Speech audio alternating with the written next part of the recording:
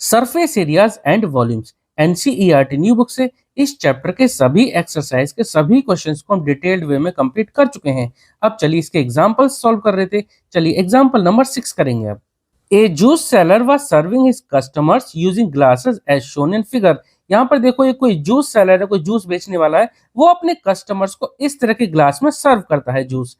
The inner diameter of the cylindrical glass was 5 centimetre. यहाँ पर देखो इस ग्लास का जो इनर डायमीटर है वो दे रखा है 5 centimetre, but the bottom of the glass had a hemispherical raised portion which reduced the capacity of the glass. लेकिन देखिए ग्लास में ये बॉटम में एक ही अंदर की तरफ ये रेज्ड पोर्शन है, हेमिस्फेरिकल शेप का एक अंदर रेज्ड पोर्शन है, तो जाहिर सी बात है कि जूस जो है सिर्फ यहीं तक आ पाएगा, ये हेमिस्फेरिकल वाले पोर्शन में नहीं आएगा।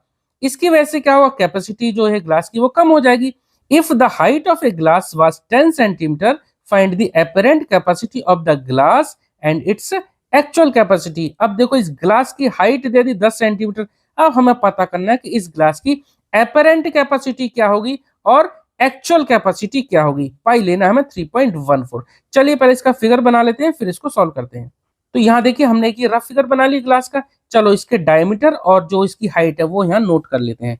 पहले हम यहाँ लिख लेते हैं height of the glass, height of the glass, height of the glass कितनी दे रखी है क्वेश्चन में, ये दे रखा है 10 सेंटीमीटर यानी 10 सेंटीमीटर।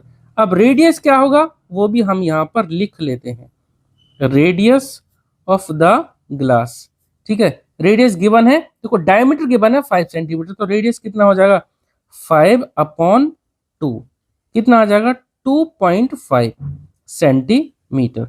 अब देखिए एपरेंट कैपेसिटी निकालना, तो एपरेंट कैपेसिटी का मतलब है हमें ये हेमिस्फीयर को कंसीडर नहीं करना है, सिर्फ जो हमें दिख रहा है, जो हमें प्रतीत हो रहा है, ये हमें सिलिंड्रिकल पोर्शन दिख रहा है पूरा, तो सिलेंडर का वॉल्यूम निकाल लेंगे, वो इसका एपरेंट कैपेसिटी होगी। ठीक है, तो लिख लेते हैं apparent capacity of the glass.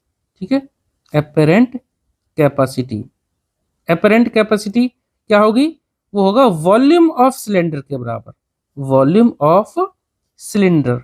ठीक है, और वॉल्यूम ऑफ सिलेंडर का फॉर्मूला क्या होता है, ये होता है पाई आर स्क्वायर एच। तो pi r square h, pi हमें लेना है, ध्यान रखना क्वेश्चन में गिवन है, मैं यहाँ एक बार लिख देता हूँ, पाई इक्वल टू 3.14, ये हमें लेना है पाई की वैल्यू। चलो 3.14 और रेडियस गिवन है कितना 2.5, या आप इसको 5/2 भी लिख सकते हैं। चलो मैं 2.5 ले रहा हूँ, 2.5 स्क्वायर है, आर स्क्वायर है ना, तो 2.5 into 2.5 into height, height question में गिवन है कितनी 10 सेंटीमीटर, तो यहाँ लिख देते हैं 10। ठीक है, चलो सॉल्व कर देंगे इसको। पहले 3.14 को तो ऐसे ही रहने दो फिलहाल, और इसको 2.5 इंटू 2.5 ये हो जाएगा 6.25, 25 इंटू 25 होता है ना 625, तो ये हो जाएगा 625 में फिलहाल ऐसे ही लिख दे रहा हूँ। 2 के बाद पॉइंट आएगा, एक के बाद यहाँ, एक के बाद यहाँ, तो 2 के बाद पॉइंट आएगा, लेकिन साथ में 10 से भी मल्टीप्लाई कर रहे हैं ना, तो हम सिर्फ पॉइंट लगाएंगे यहाँ पर। ठीक है, तो इन तीनों का मल्टीप्लिकेशन आएगा 62.5। अब इन दोनों को मल्टीप्लाई कर लेंगे, ये हमारा आंसर आ जाएगा। मैं डायरेक्ट लिख दे रहा हूँ, आप इसको मल्टीप्लाई कर लेना। ठीक है, मल्टीप्लाई करना आसान ही है, तो 196.25, 196.25 सेंटीमीटर क्यूब। ध्यान रखना वॉल्यूम हमेशा क्यूब में लगेगा, अब क्योंकि रेडियस हाइट सेंटीमीटर में, तो सेंटीमीटर क्यूब, और अगर मीटर में होता तो मीटर क्यूब। ठीक है, ये आ गया एपरेंट कैपेसिटी। अब अगर हमें निकालना कि एक्चुअल कैपेसिटी क्या होगी, तब इस एपरेंट कैपेसिटी से यानी सिलेंडर के वॉल्यूम में से हम इस हेमिस्फीयर का वॉल्यूम को सब्ट्रैक्ट कर देंगे। ठीक है, चलिए करते हैं, तो लिख लेते हैं एक्चुअल कैपेसिटी, एक्चुअल कैपेसिटी। तो एक्चुअल कैपेसिटी क्या होगी, हम क्या करेंगे एपरेंट कैपेसिटी में से इसको घटा देंगे, यानी कि pi r square h, pi r square h minus 2/3 pi r cube. देखो apparent capacity, sorry actual capacity निकालना, तो जो एपरेंट कैपेसिटी आई थी उसमें से हम हेमिस्फीयर का वॉल्यूम घटा देंगे, और हेमिस्फीयर का वॉल्यूम का फॉर्मूला क्या होता है 2/3 पाई आर क्यूब। चलो अब पाई आर स्क्वायर एच की वैल्यू दोबारा निकालने की जरूरत नहीं, जो हमने निकाली वही हम यहाँ पुट कर देते हैं, 196.25 माइनस 2/3 और पाई की वैल्यू 3.14, तो 2/3 इंटू 3.14 इंटू आर क्यूब।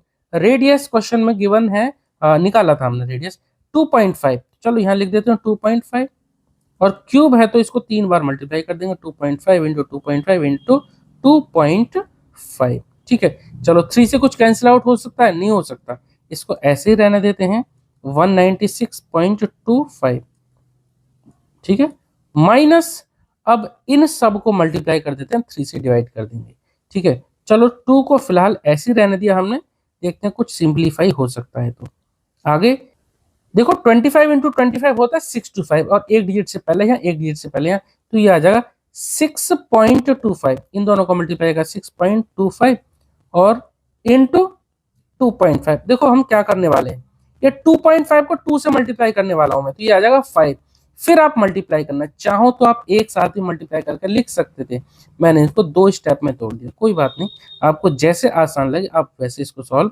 कर दीजिए।